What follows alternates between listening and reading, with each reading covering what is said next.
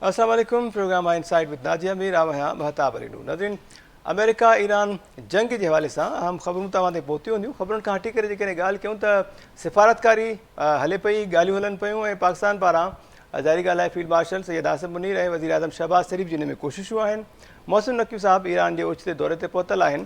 पर इन्हनि आम ख़बरुनि खां हटी करे जेकॾहिं ॻाल्हि कयूं त जेके पार्लियामेंटेरियन्स आहिनि असांजा अॻूणा पार्लियामेंटेरियन्स ऐं हाणोका पार्लियामेंटेरियन्स जेके अवाम जे वोट सां चूंडिजी करे ऐवाननि ते पहुचनि था, इन समूरी सूरत हाल ते उहे छा पिया सोचनि? छाकाणि त अवाम जे अंदरि जेका महांगाई आहे ऐं जेके ॿिया बहरान मुल्क जे अंदरि आहिनि, उते सवाल इहो पैदा थो थिए त जेके बैरूनी ऐं ॿाहिरां जेके बहरान आहिनि उहे हल करण जी कोशिशुनि में असां पंहिंजा बहरान जेके आहिनि अंदरूनी तौर मसइला उहे विसारे वेठासीं ऐं उहे अञा वधीक तेज़ीअ सां वधणु लॻा आहिनि। ख़ासि तौर ते ज़िक्र कयूं महांगाई जो, विचो भर में जेका सूरत हाल आहे उनखां पोइ जहिड़ी रीति पेट्रोलियम शयुनि जा अघु वधिया उनजो सिधो सो असरु पाकिस्तान ते बि पियो ऐं हिन वक़्तु आलमी मंडीअ में पेट्रोल जेको आहे तेल ख़ाम क्रूड ऑयल उहो तारीख़ जी बुलंद तरीन सतह ते आहे $111 फ़ी बैरल खां बि वधी वियो आहे।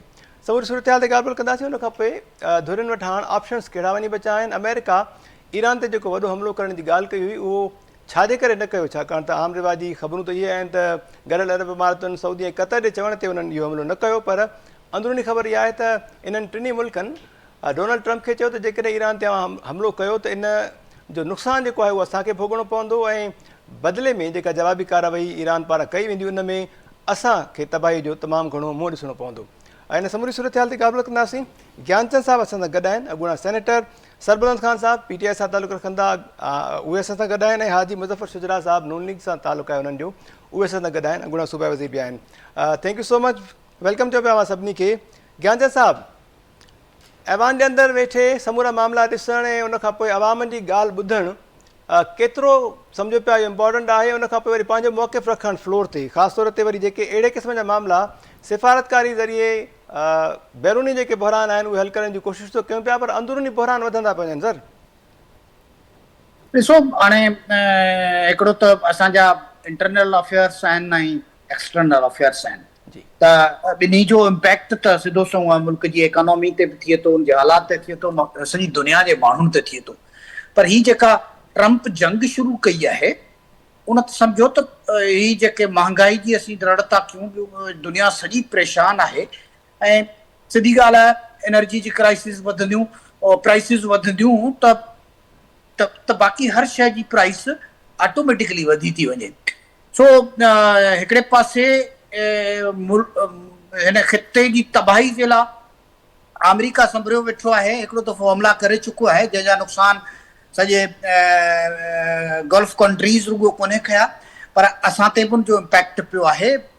एनर्जी क्राइसिस पैदा थिया आहिनि ऐं महांगायूं वधियूं आहिनि।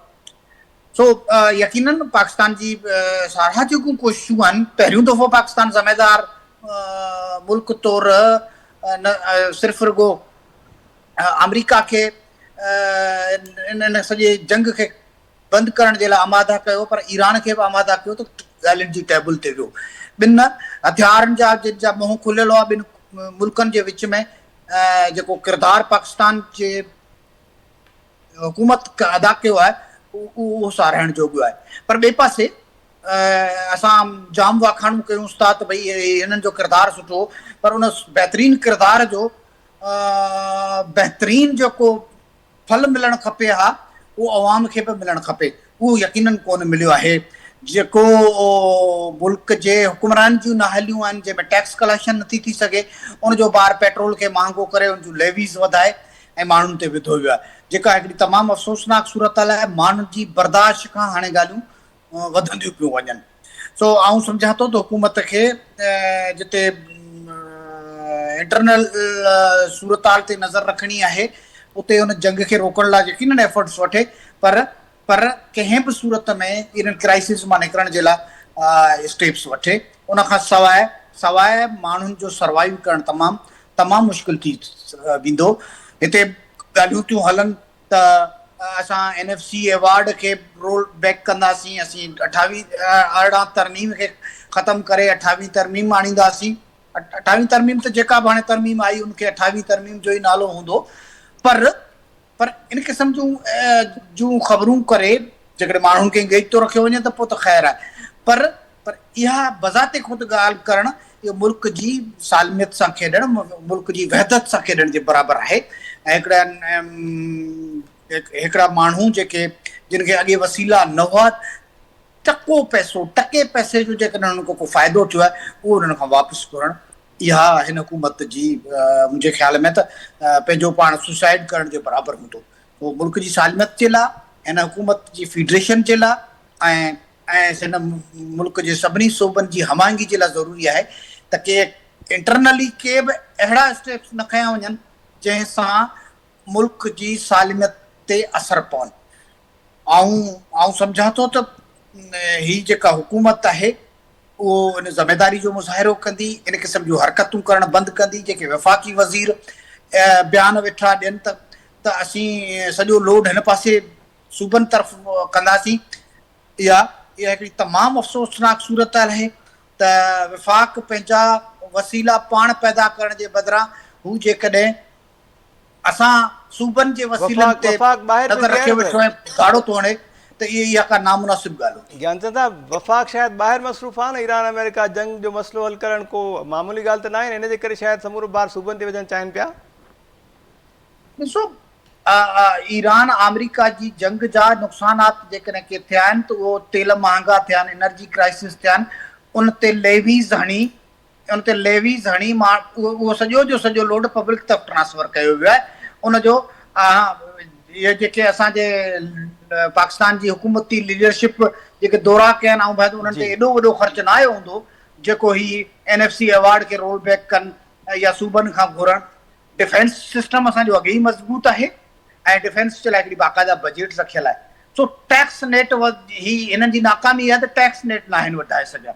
ठीकु सर, डायरेक्ट टैक्सिस हणण जी हिमत कोन था रखनि, पर इनडायरेक्टली सॼे मुल्क जे माण्हुनि ते लेवीज़ जे नाले में जेको लोड विधो वियो आहे इहो अफ़सोसनाक आहे। असांजी एग्रीकल्चर तबाह थींदी, असांजे परचेसिंग पावर तबाह थींदो, असांजे हेल्थ जा एक्सपेंसिस कीअं पूरा थींदा, माण्हू पंहिंजे खाधे पीते जे लाइ परेशान आहिनि ऐं अञा जेकॾहिं हिन मामले खे न संभालियो वियो त शायदि हू बुखूं काटण ते मजबूर थियनि। ठीक है सर। सरबलंद खान साहब, आपका इस पर स्टांस के बैरूनी जो मसाइल हैं या बहरान हैं उनको हल करने की कोशिशों में अब अंदरूनी जो बहरान है उनको भूल गए सर, महंगाई की शक्ल में और बहुत सारी दूसरी जो सिक्योरिटी की सूरत हाल है, फूड सिक्योरिटी उसके साथ है, ये बहरान बढ़ते जा रहे हैं सर।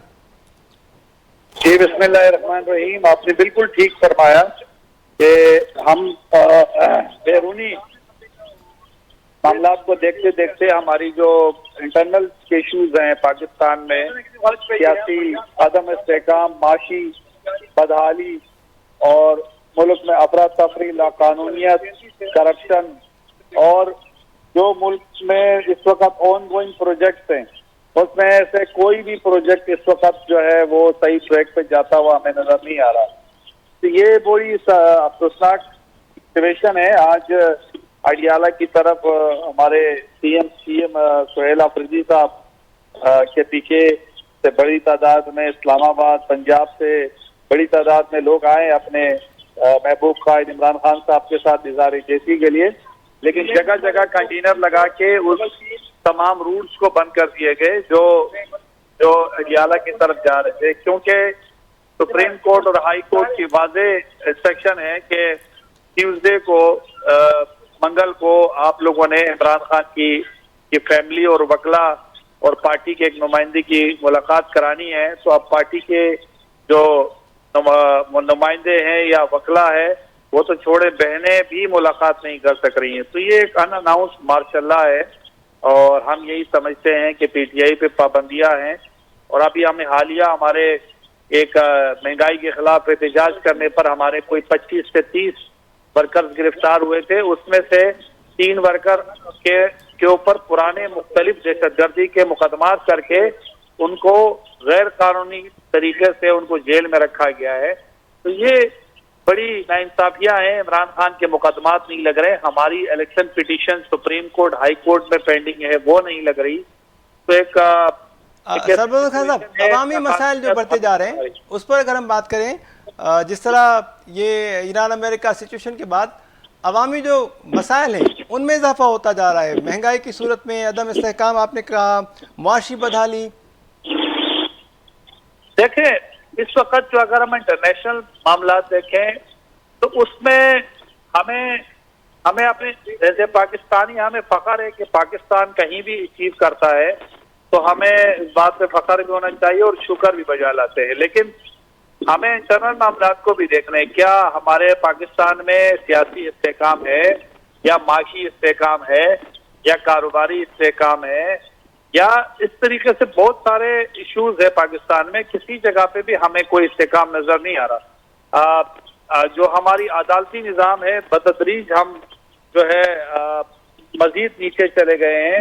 عدالتی نظام ایک ہمارے لیے سوالیہ نشان بن گیا ہے اور قانون نافذ کرنے والے اداروں کا یہ حال ہے کہ ایک منشیات بیچنے والی ایک کیس صرف میڈیا کور کر رہا ہے، ورنہ تو اس طریقے کے کئی کیسز ہیں ان کو پولیس پروٹوکول دے رہی ہے.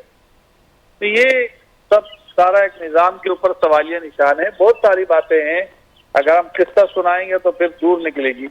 تو 27ویں ترمیم 26ویں ترمیم میں تو ملک کا جو عدلیہ کا جو نظام ہے، قانون کے جو نظام ہے، اس کو تو مسخ کر دیا، لیکن اب 28ویں ترمیم آ رہی ہے. اللہ خیر کرے اس میں کچھ ایسا ہو کہ قانون کی بالادستی ہو اور آئین کی سپریمیسی ہو، آئین کی بحالی ہو، یہ سب چیزیں ہوں. ہم دعا گو ہیں اس کے لیے. پی ٹی آئی کی کیا تیاری ہے سر اس حوالے سے؟ تیاری ہے اگر 28ویں ترمیم آتی ہے، 18ویں ترمیم کو رول بیک کیا جاتا ہے تو پھر دیکھیں ہمیں 28ویں ترمیم پہ تو ہمیں اوور آل کوئی اعتراض اس کا نہیں ہوگا کہ جس پہ مشاورت کی جائے، اور خاص طور پہ رانا ثناء اللہ صاحب، ابھی تو ہمارے پاس کوئی مسودہ ہاتھ میں نہیں آیا. رانا ثناء اللہ صاحب کا ایک بیان ضرور میری آنکھوں سے گزرا ہے کہ وہ کہہ رہے ہیں کہ جو ووٹرز ہیں وہ 18 سال کے بجائے 25 سال کی عمر کی وہ اس کی جو عمر طے کی گئی ہے، یہ بھی اس میں شامل ہے. جی اس سے تو پاکستان کے جو سب سے بڑی آبادی ہے نوجوانوں کی، اس کو رائے دہی آپ اس کی رائے دہی سے ان کو نہ صرف محروم کر رہے ہیں بلکہ نوجوانوں کو اس ملک چلانے کا جو نظام جو اختیار ہے وہ بھی آپ اس سے چھین رہے ہیں. اور یہ بنیادی طور پہ انسانی حقوق کی خلاف ورزی ہے. جس بندے کو نیشنل آئیڈینٹی کارڈ آپ 18 سال میں دیتے ہیں، ڈرائیونگ لائسنس آپ 18 سال میں دیتے ہیں، اسلحہ لائسنس آپ 18 سال میں دیتے ہیں، اور اسے اپنی حکومت چننے کا اختیار نہیں دے رہے. یعنی کہ آپ اس کو ڈرائیونگ سیٹ پہ بٹھا کے ہزاروں پیسنجر کو چلانے کے اختیار تو دے رہے ہیں، جی اس کے ہاتھ میں اسلحہ دے کے لاکھوں جانوں کی دار و مدار اس کے ہاتھ میں دے رہے ہیں، لیکن ایک ووٹ کا حق نہیں دے رہے ہیں، کیونکہ ایک اڈیالے میں بیٹھا ہوا ایک لیڈر ہے جس کی وجہ سے آپ وہ اختیار ان سے لے رہے ہیں. ان کو پتہ ہے آپ کو کہ نوجوانوں کے جذبات اور احساسات اور دل کی دھڑکنیں قیدی نمبر 804 عمران خان کے ساتھ ہیں. تو یہ ایک بہت بڑی زیادتی ہے ہماری دی جنریشن کے ساتھ، ہماری نیکسٹ جنریشن کے ساتھ. ہماری نوجوان جنہوں نے پاکستان کی بھاگ دوڑ سنبھالنی ہے، ان کو آپ ووٹ کے رائٹ سے کر رہے ہیں. آپ لوگوں نے پہلے بھی کون سی قانون کی بالادستی کی؟ فارم 47 کے ذریعے آپ لوگوں نے ایک تو مینڈیٹ چھینا، اور جو مینڈیٹ رہ گئی تھی وہ الیکشن کمیشن جو ناجائز طریقے سے بیٹھا ہوا ہے 2025 سے، ٹھیک سے وہ ایک ناجائز طریقے سے بیٹھا ہوا ایک الیکشن کمشنر ہے، اس نے ریکاؤنٹنگ کر کے ہماری 8 سے 10 نشستیں چھینی ہیں.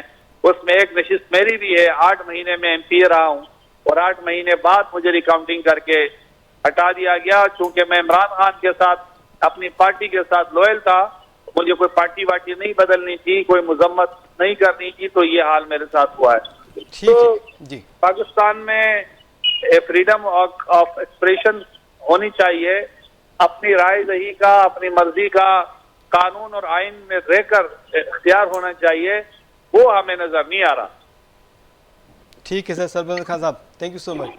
حاجی مظفر شجرا صاحب، اواں کے پارے سو سموری صورتحال کے اندرونی مسئلہ ودندا پہ مہنگائی کی صورت پہ حاجی مظفر شجرا صاحب ॿुधो पिया؟ ہاں مجھے آواز اچھے پہ؟ جی اچھے پہ. اوان جو چھا خیال ہے سر؟ اوان جو چھا خیال ہے بحیثیت ایک پارلیمنٹیرین جی؟ اوان کیں پہرے سو سموری صورتحال کے سفارتکاری ذریعے ساں عالمی مسئلات حل کرنے کی کوشش میں لگل آहियूं، پر اندرونی مسئلہ وسارے वेठा हूं. महांगाई वधंदी पई वञे, बदमनी वधी वई आहे, उन सां गॾोगॾु वरी ॿियूं शयूं जेके रिलेट कनि थियूं. साईं तव्हां ठीकु था चओ, पर उनजो कारण ज़रूरु आहे, सबबु ज़रूरु आहे।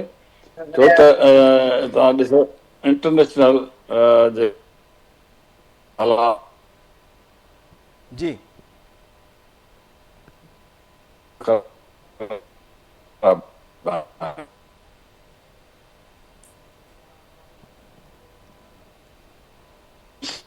हाजी साहब अवांजो आवाज़ थोरो कटिजी पियो अचे। जी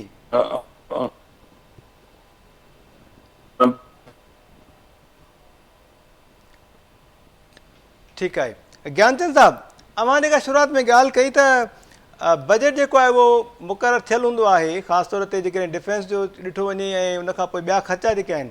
पर अॼु जी ताज़ी ख़बर इहा आहे त इक़्तिसादी राब्ता कमेटी जो हिकु इजलास थियो, उन में PM हाउस जो जेको बजट आहे या ख़र्चो आहे उन हवाले सां हिकु मख़सूस रक़म जेका आहे उनजी मंज़ूरी जेका आहे उहा बि वरिती पई वञे। हाणे हीअ जेके मामला आहिनि इन सां बि ज़ाहिरी ॻाल्हि आहे नाणे ते भार पवंदो।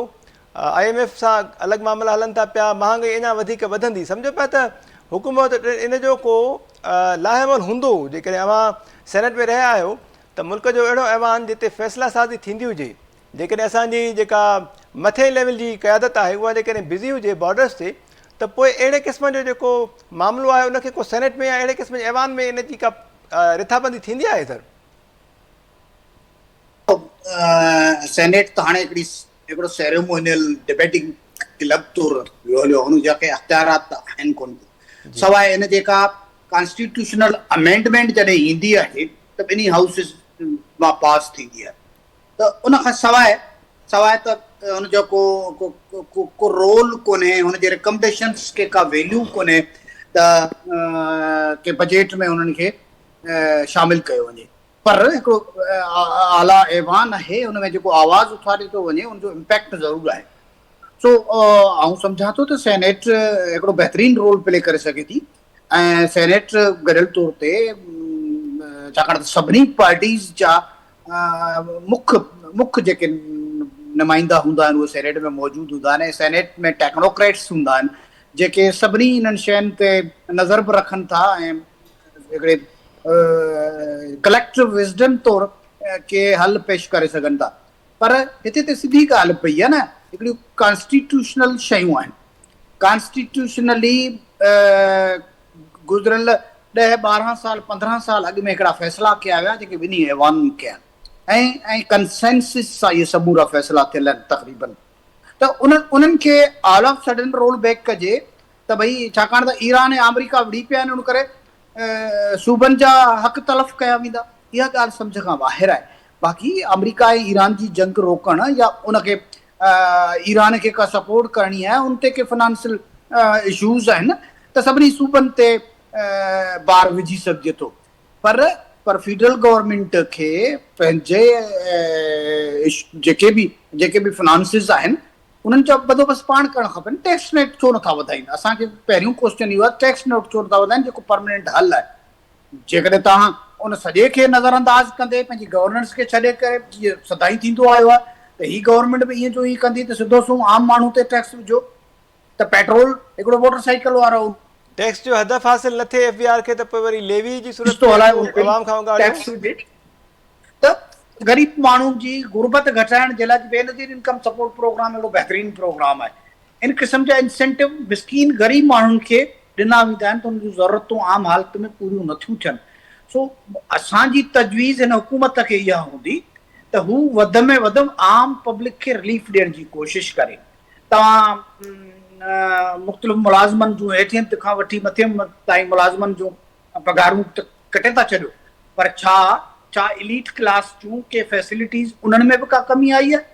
छा हुननि जा एयर कंडीशनर्स बंदि था थियनि?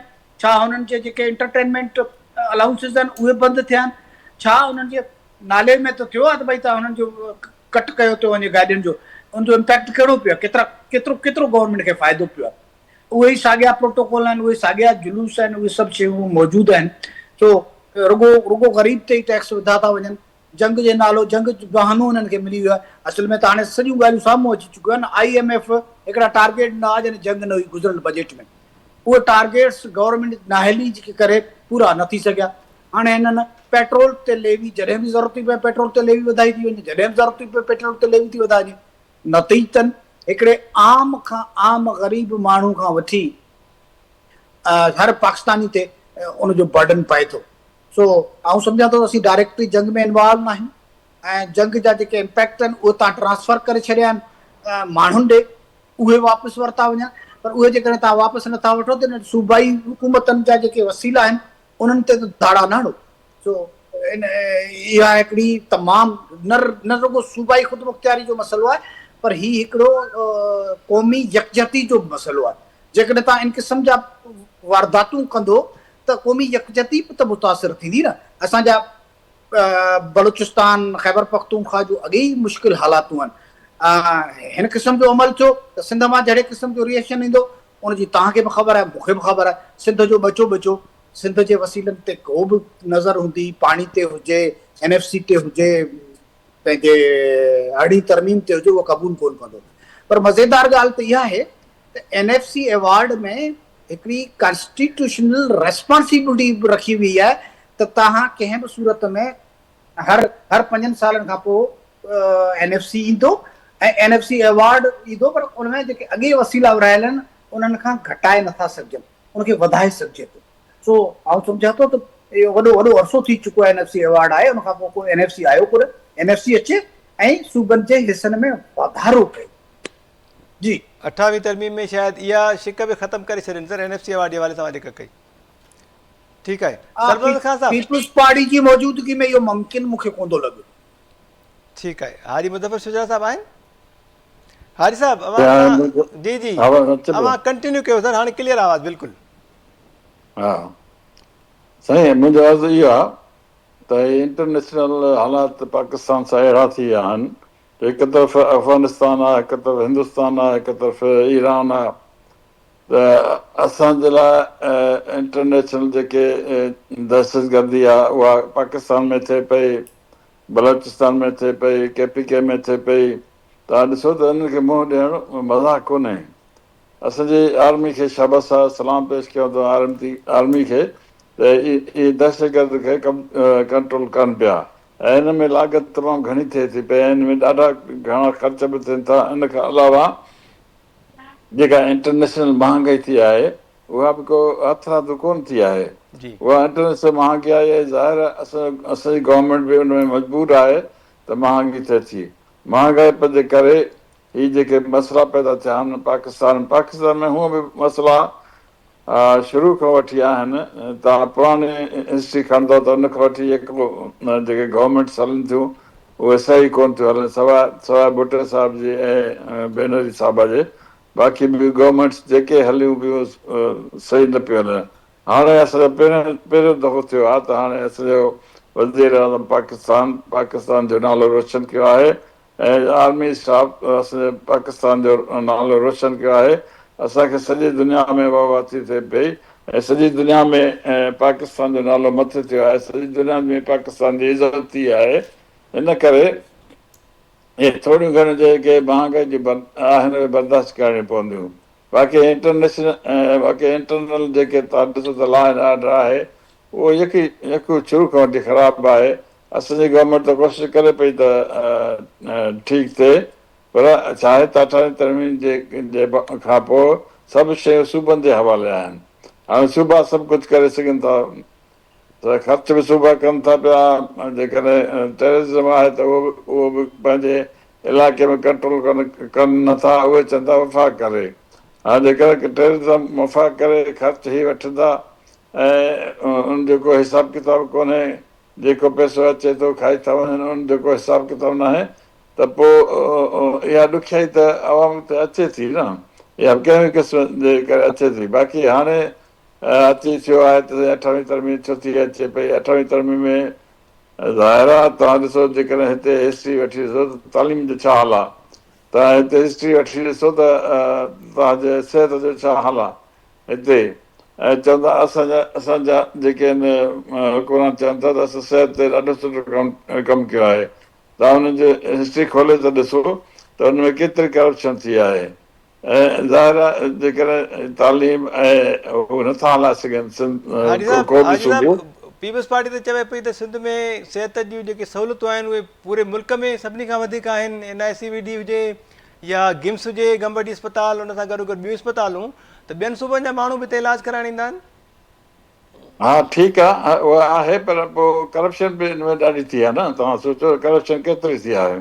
जॾहिं मां चीफ मिनिस्टर इंस्पेक्शन टीम जो सरबराह हुयुसि त मां हिते दवाउनि जे जेका डिपू आहिनि छापो आयुमि त उते 3.5 अरब रुपए जी हिकिड़ो ॿियो टेंडर कयो जंहिंजी दवायूं ऐं जेके फर्नीचर मौजूदु हुयो ऐं दुबारा हुननि टेंडर कयो हो, उहो मां कैंसिल करां टेंडर। अहिड़ियूं कुदर कम थिया आहिनि तमामु घणा हाणे, जो माण्हू असांजे सिंध हुकूमत खां नफ़रत कनि था पिया, सिंध हुकूमत खां बेज़ार आहिनि ऐं सिंध हुकूमत चवनि था त अलाह साईं असांजी जान आम चढ़ाए त पब्लिक खे असां। रिलीफ कीअं मिले सर? हाजी साहब मतिलबु शुजरा साहब सिचुएशन एॾी लॻी पई आहे हिन में, आम माण्हू काॾे वञे, कंहिं दर दाहे वञी, आम माण्हू खे रिलीफ कीअं मिली सघे थो? जेसि ताईं हीअ पीपी जी हुकूमत आहे तेसि ताईं अवाम खे को रिलीफ कोन मिलंदो। इहा जेसि ताईं हुकूमत न वेंदी न तेसि ताईं अवाम सुख जो साह कोन खणंदो। नाइंसाफ़ी एतिरी आहे हिते हाणे हद खां वधीक, सॼे मुल्क में असांजे सिंध में एॾी नाइंसाफ़ी आहे। ऐं सिंध जे माण्हू जेकॾहिं ॿाहिरि वञे थो त हर को चए थो आहे करप्ट माण्हू। हाणे असां करप्ट थी विया आहियूं। जेका सिंधी क़ौम एॾी सुठी क़ौम आहे जो हद खां वधीक उन ते अहिड़ो ॿार पइजी आहे करप्शन जो। इहो करप्शन कंहिंजे करे थिया? हिन हुकूमत जे करे थिया। 18 साल हुकूमत में थिया आहिनि, हिन कहिड़ो अहिड़ो कमु कयो आहे हिते? इन करे हिते असांजी अलाह साईं जान चढ़ाए हिन हुकूमत मां त को चङो माण्हू अचे त को हिते कमु थिए। हाणे सॼी दुनिया में कमु थियनि पिया, पंजाब में कमु थियनि पिया, चवनि था पंजाब खे बजट वधीक आहे। भाई बजट वधीक आहे तव्हांखे मिले पई, मूंखे 5 करोड़ मिलंदा हुया साल में। मां त अस्पतालूं स्कूल रोड रस्ता एतिरा ठाहिराया आहिनि जो तव्हां वञी ॾिसो मुंहिंजे एरिया में त 5 करोड़ में। पर हिते तव्हां हिसाबु कयो त हिननि खे सिंध हुकूमत खे 32,000 अरब रुपया 18 साल में मिलिया आहिनि।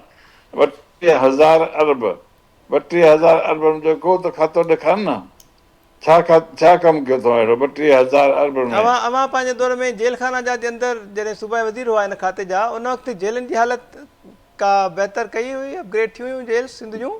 ज़ाहिरा पहिरियों जेको मां चार्ज वरितमि त 30 रुपया मानी जा हुया कैदियुनि खे, 10 रुपया सुबुह जो, 10 रुपया शाम जा, 10 रुपया मंझंदि जा। उनखे वधाए मां 110 रुपया कयुमि। जेके बैरक्स आहे उहे डबल बैरक ठारायमि ऐं कैदियुनि जी मार पिटाई घटि कयमि, रिश्वत घटि कयमि। इन करे त मुंहिंजी नियत साफ़ी, रिश्वत घटि थी वई, जेलनि खे ठीकु आहे हाजी साहब, सहूलियत। इन करे चङो माण्हू को अचे त असांजे मुल्क में चङाई बेहतरी जी थींदी। गुंजाइश तो बहरहाल मौजूद है। ठीक है सरबरंद खान साहब, आपके ख्याल में सर आम पब्लिक को रिलीफ कैसे मिलेगा, क्या होना चाहिए? ये आम देखिए ना, इस वक्त जो मुल्क में दरपेश हालात हैं उसमें रिलीफ नाम की कोई चीज हमें नजर नहीं आ रही। आलमी मंडी में जो पेट्रोल के प्राइस अभी बढ़े हैं और जब कम हुए थे तकरीबन 60-70 पे आ गए थे, तो उस वक्त पाकिस्तान को अच्छा मौका था पाकिस्तानी हुकूमत को कि वो प्राइस को 150 रुपए पेट्रोल पे ले आए जो इमरान खान साहब के दौर में था। लेकिन उन्होंने इसको बहाना बना के 400 रुपए फी लीटर से ऊपर है सर पेट्रोल की कीमत अभी, वो 150 पे कैसे आएगी? तो 500 रुपए पे ले गए, यानी कि वो आए थे महंगाई को कम करने के लिए। ना ये तो इमरान खान के खिलाफ यही कह रहे थे ना कि ये पीटीआई की गवर्नमेंट ने महंगाई कर दी और हम इसको कम करेंगे। तो इस्लामाबाद मौलाना फजल रहमान की क़यादत में बार बार आ रहे थे, बिलावल जरदारी साहब भी आ रहे थे और नवाज शरीफ साहब भी आ रहे थे, शहबाज शरीफ भी। तो जब वो 250 रुपए वाला पेट्रोल इन्होंने 500 रुपए किया तो हम इस बात पे हैरान थे। एक तो इनके पास 1 महीने का रिजर्व मौजूद था, तो बजाय उस रिजर्व को इस्तेमाल करने के उन्होंने 1 दिन भी नहीं लगाया और पेट्रोल की प्राइस एकदम 550 सवा 500 रुपए कर दिया। अच्छा, उसके बाद जब पाकिस्तान के लिए वो अपनाए हारमुज जो था वो खुला हुआ था, तो आपके पास तो प्राइस ऐसी होनी चाहिए थी जितनी इंडिया में है, जितनी बांग्लादेश में है। सब कॉन्टिनेंट हमारे पड़ोस ममालिक हैं दोनों, और उन्हीं खत्ते से हमसे अलग हुए दोनों ममालिक है। वहाँ इंडिया में 1 रुपये नहीं बढ़ा और बांग्लादेश में 14% कीमत बढ़ी, पाकिस्तान में 250% तकरीबन कीमत बढ़ी है। तो आप मुझे बताएं कि कहाँ का इंसाफ है? آپ کو پتا ہے پیٹرول کی پرائز پہ سارا دار و مدار ہوتا ہے, وہ پورے معاشی سیکٹر کو افیکٹ کرتا ہے. تو جو انٹرنل ہمارے ایشوز ہیں وہ پیٹرول سے جڑے ہوئے ہیں, اور پیٹرول کی پرائز آگے نہیں بڑھے. بے نظیر انکم سپورٹ سے 750 ارب روپے سالانہ جو ہے وہ فیڈرل دے رہی ہے.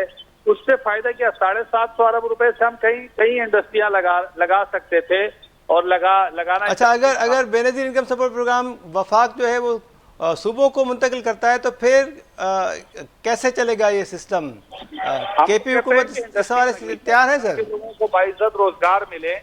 پوری دنیا میں جو خواتین ہیں, خاص کر میں اپنی پڑوسی ممالک کی بات کروں گا, بنگلہ دیش, انڈیا اور تھائی لینڈ, یہ اپنا سری لنکا وغیرہ, وہاں خواتین جو ہے جاب کرتی ہیں, کام کرتی ہیں, اور وہ پیسہ کماتی ہیں باعزت روزگار کے ذریعے. اور ہم نے اتنی خواتین کو لائنوں میں لگایا ہوتا ہے جو زکوٰۃ کا یا جو بھی مانگنے کے لیے جو بھی ان کو کہیں کہ وہ بغیر کمائی کے, جس سے ملک کی معیشت کو بھی کوئی فائدہ نہیں ہو رہا, ایک عام آدمی کو اس سے بوجھ پڑتا ہے, انہی عوام سے پیسہ لے کے انہی عوام کو دینا, اس سے تو ملک کے معیشت کو کوئی فائدہ نہیں ہو رہا. اچھا, کوئی پلان ہمیں نظر نہیں آ رہا. 1100 ارب روپے کا انہوں نے جو ہے یہاں ابھی ایک جہاز خریدا مریم صفدر نے, پنجاب کی سی ایم جو ٹک ٹاکر ہے. تو آپ اس طرح کے لوگوں کو اگر اتنے بڑے بڑے صوبے ہینڈ اوور کریں گے تو پھر کیا آپ ریلیف کی توقع رکھ سکتے ہیں, کیا آپ معاملات رکھ سکتے ہیں؟ اور کراچی اور سندھ کی میں بات کروں گا تو دونوں جڑواں شہر جو ہے خاص کر بالکل کھنڈرات کا منظر پیش کر رہے ہیں. ایون کل مولانا فضل الرحمان صاحب نے بھی یہ بات کہی. اور اس کے علاوہ جو کراچی کے میگا پروجیکٹس ہیں, کوئی ایک بھی پروجیکٹ اپنے ٹائم میں نہ تو پورا ہو سکا اور نہ ہی وہ مقررہ بجٹ میں پورا ہو سکا. بجٹ بھی 200 اور 400% بڑھ جاتا ہے, اور ٹائم بھی بجائے 1 سال میں جو کمپلیٹ ہونا تھا وہ 4 سال میں بھی آج جو ہے آدھا بھی نہیں ہو سکا. تو ٹھیکیدار غریب جو ہے پہنچ گیا سندھ ہائی کورٹ, اور انہوں نے پٹیشن دائر کی کہ بھائی آپ ایک جی آئی ٹی بنائیں, آپ چیک کریں کہ یہ ڈیلے کیوں ہوا. بار بار ڈیزائن چینج کرنا اور بار بار پیسوں کی ڈیمانڈ کرنا کانٹریکٹر سے, یہ تو کوئی دیکھو کرپشن بہت زیادہ ہے سندھ میں. خاص کر پیپلز پارٹی کی گورنمنٹ نے جو کراچی, سندھ اور بالخصوص کراچی اور حیدرآباد کو کھنڈر بنا دیا ہے. عوام رو رہی ہے, عوام بلک رہی ہے, عوام مہنگائی سے پریشان ہے, گیس نہیں ہے, بجلی نہیں ہے. بجلی کی لوڈ شیڈنگ عمران خان اور پی ٹی آئی کے دور میں, ہمارے دور میں 6 گھنٹے ہوتی تھی, اور اس میں آدھا پیسہ عمران خان صاحب پرائم منسٹر فنڈ سے دیتے تھے. آج وہیں بجلی 18 گھنٹے نہیں ہے, لائٹ نہیں ہے, گیس نہیں ہے, پانی نہیں ہے, اور اس میں بھی اتنے بڑے بڑے بل, بھاری بل بیچتے ہیں کہ غریب آدمی کی پہنچ سے دور ہے. تو ہمارے حالات ایسے ہیں. میں اپنے حلقے کی بات کروں گا, بلدیہ ٹاؤن تو کھنڈرات کا منظر پیش کر رہا ہے. کوئی آئے, کوئی دیکھے, کوئی اس کا پرسان حال نہیں ہے. اور روڈ سڑکوں کا نظام نہیں ہے, پانی کا نظام نہیں ہے, سیوریج کا نظام نہیں ہے, کوئی ماسٹر پلان نہیں ہے. کہیں بھی کوئی ایک ٹاؤن آپ نہیں دکھا سکتے کہ جس میں ترقی ہو, جس میں کرپشن نہ ہو, جس میں اقرب پروری نہ ہو, جس میں بیڈ گورننس نہ ہو.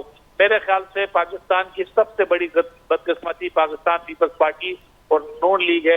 ان کے ساتھ ان کے حلیف جماعتیں P M P D M 2 میں جتنی بھی جماعتیں تھیں اس وقت یہ دونوں حکمران جماعتیں. ٹھیک ہے سلبند خان صاحب, گیان چند صاحب, آخری 1 منٹ ہے وہاں وٹے ہارموز جی ॻाल्हि कई, स्ट्रेट ऑफ हार्मूज़ जी सरबलंद खान साहब, त उहो थोरे बंदि बि थियो या बंदिश आहे हुनजी, उनजो असरु पाकिस्तान ते सिधी रीति न पियो. असां ईरान जे लाइ तिजारती राहदारी बि खोली आहे, तव्हांखे यादि हूंदो त, पोइ बि उनजो असरु जेको आहे असां ते तमामु घणो पियो. का हिकमत अमली नज़र न आई सर?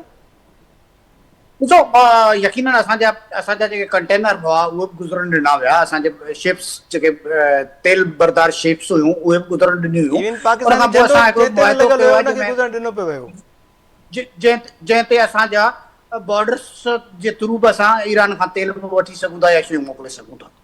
सो इन में कोई शक कोन्हे. पर हिते 18 तरमीम ते ॻाल्हि थी, करप्शन ते ॻाल्हि थी आहे. छा करप्शन 18 तरमीम NFC अवार्ड खां अॻु में मुल्क में कहिड़ी तरक़ी थी आहे? उन्हनि सूबनि खे कहिड़ी तरक़ी वठाई आहे? छा इन ते के क्वेश्चन कयो आहे? जेकॾहिं हिते क्वेश्चन बार बार उथारिया था वञनि, हिते जेकर कराची जे जेके रोड टुटल आहिनि या BRT वग़ैरह नथी ठहे, उन ते क्वेश्चन थिए थो। पर सिंध में NH जे हिकिड़ो इहे जेके रोड आहिनि टुटल फुटल, उन्हनि ते जेका कलेक्शन थिए थी, टोल टैक्स जी कलेक्शन थिए थी, ओतिरो बि रिपेयर ते कमु कोन था थियनि। असांजो मोटरवे, हिकिड़ो मोटरवे सिंध में कोन ठही सघियो आहे। जेकॾहिं फेडरल गवर्नमेंट वटि फंड वञनि था त जेकॾहिं उहो प्रॉपर डिस्ट्रीब्यूशन करे सूबनि में ऐं उते बि बराबरी जे बुनियाद ते डेवलपमेंट करे त कंहिंखे एतिराज़ कोन थियनि। साउथ पंजाब मां बि जेके क्वेश्चन्स था उथनि उहे इन करे था हुजनि त सेंट्रल पंजाब सॼा वसीला लाहौर ऐं उनजे पास गर्दाई ते थी इस्तेमालु करे। सो कराची हिकिड़ो अहिड़ो सूबो आहे जेको सॼे कराची में माण्हू जेके अचनि था सभिनी सूबनि मां अचनि था।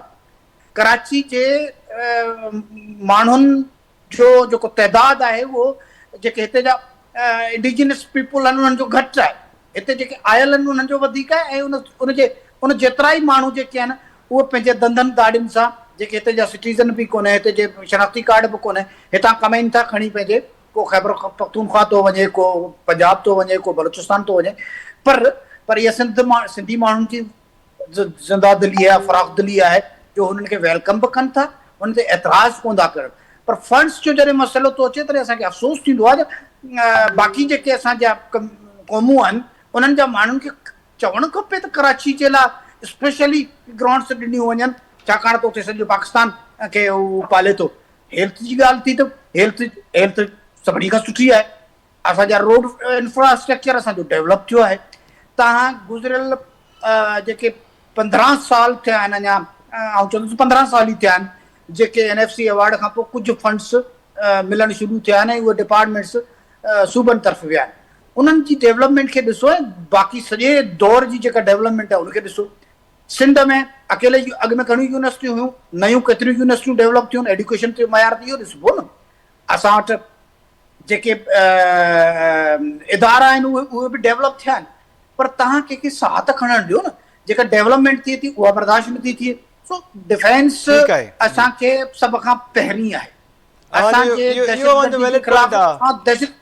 दहशतगर्दी लाइ फंड रखी सघिजे थो सूबनि ते, जंग जे हालात में फंड रखी सघिजे थो, पर टोटली चइजे त न सॼी तरमीम खे रोल बैक कयो वञे, NFC अवार्ड ठीकु आहे। ज्ञानचंद साहिबु, इन मामले ते वरी ईंदड़ कंहिं प्रोग्राम में ज़रूरु ॻाल्हाईंदासीं। सरबलंद ख़ान साहिब खां इहो सवाल ज़रूरु कंदासीं जेको अव्हां कयो त कमाइनि हितां था, पर पोइ वरी जॾहिं अहिड़े क़िस्म जी का ॻाल्हि थिए थी त पोइ कराची या हितां जे हुकुमराननि ते ॻाल्हि कई वेंदी आहे। वॾी महिरबानी मुंहिंजी ज्ञानचंद साहिबु, अॻूणा सेनेटर सरबलंद ख़ान साहिबु, तव्हांजी वॾी आपका बहुत बहुत शुक्रिया। PTI साहिब का ताल्लुक़ हाजी मुज़फ़र शुजरा साहिबु, तव्हांजी बड़ी महिरबानी। तव्हां सां ॻाल्हि घणी नथी सघी, पर ईंदड़ प्रोग्राम में ज़रूरु ॻाल्हि ॿोल जेका आहे उहा कंदासूं। नाज़रीन, पार्लियामेंटेरियन छा पिया सोचनि, समूरी जेका सूरत हाल आहे सफ़ारती महाज़ ते असांजूं तमामु घणियूं ऐं शानदार कामयाबियूं, पूरी दुनिया इन खे मञे पई, पर अंदरूनी जेको महाज़ आहिनि उन्हनि ते मसइला अञा वधंदा पिया वञनि। त हाणे सफ़ारती महाज़ जेके आहिनि एक्सटर्नली उन्हनि ते कामयाबी माणण खां पोइ शायदि थी सघे थो अहिड़े क़िस्म जी का हिकमत अमली हुजे जंहिंसां वरी असांजा आम माण्हू जा मसइला हल थी सघनि। इन ते ॻाल्हि ॿोल कई। ईंदड़ प्रोग्राम ते इजाज़त ॾींदा। अलाह निगहबान।